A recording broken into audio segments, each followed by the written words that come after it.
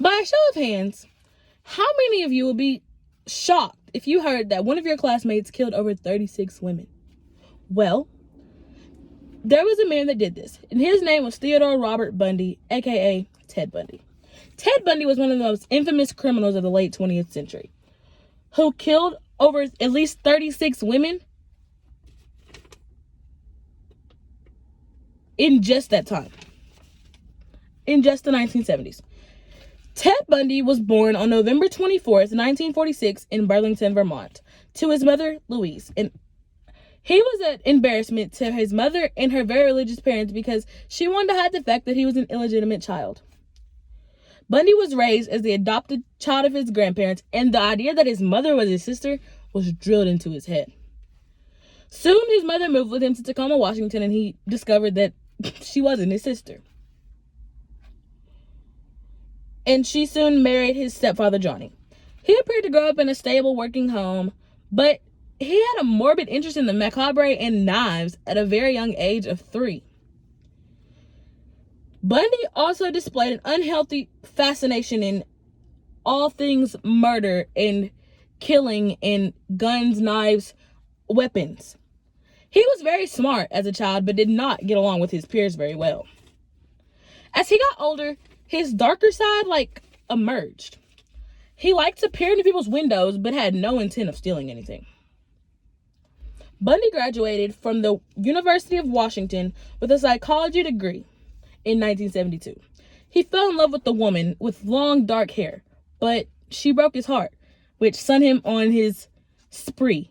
It kind of made him snap, and he started looking for her long brown hair in all of his victims, and usually raped them and then killed them. It's debated when Bundy started killing, but most believe it started around 1974. During this time, numerous women in the U.S. and Seattle and Washington, Oregon area became missing, and they were last seen accompanying a short-haired guy named Ted, known as Ted.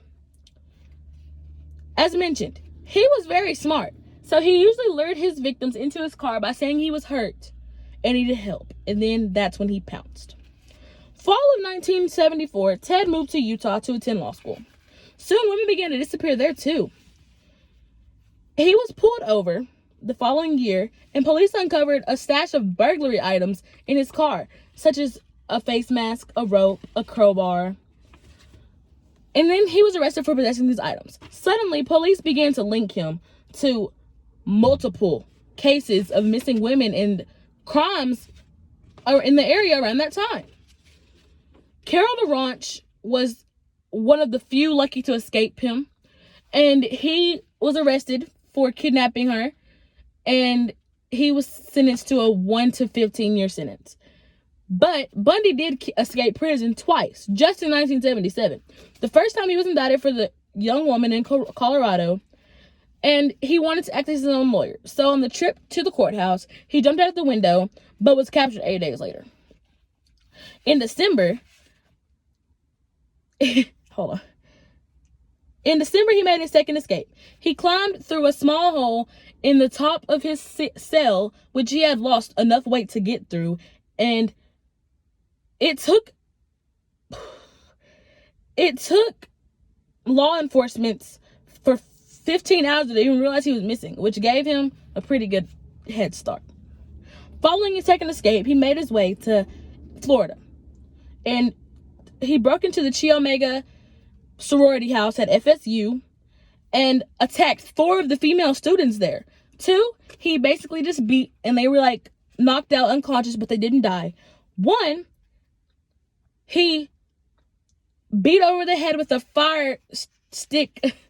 fireplace wood stick until she was unconscious and died, and then raped her with a glass soda bottle and bit one of her nipples off. The second, he shoved a sock down her throat until she suffocated and bit into her butt cheek because he wanted to leave his mark with bite marks, which was twisted as it is. He did it.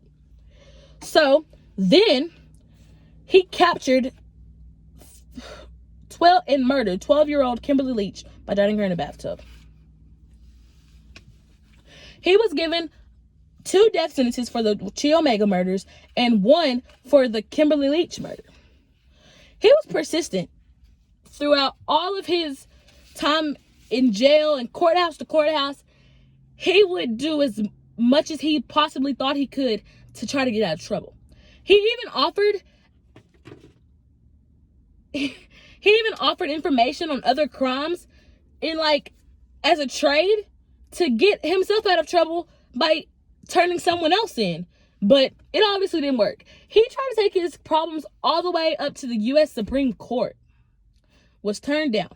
So eventually, on January 24th, 1989, around 7 a.m. that morning, people gathered around Florida State Prison, popping fireworks and cheering and yelling and so excited because he was about to be electrocuted.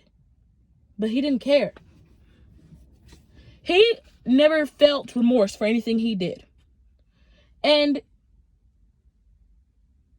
he did not go out sad. He was not upset about it. He felt that the people that were excited about him dying were fools because he didn't think he had done anything wrong.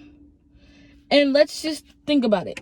It is known that he started this because of his heartbreak at the University of Washington with the long brown-haired girl, but that might not even be it.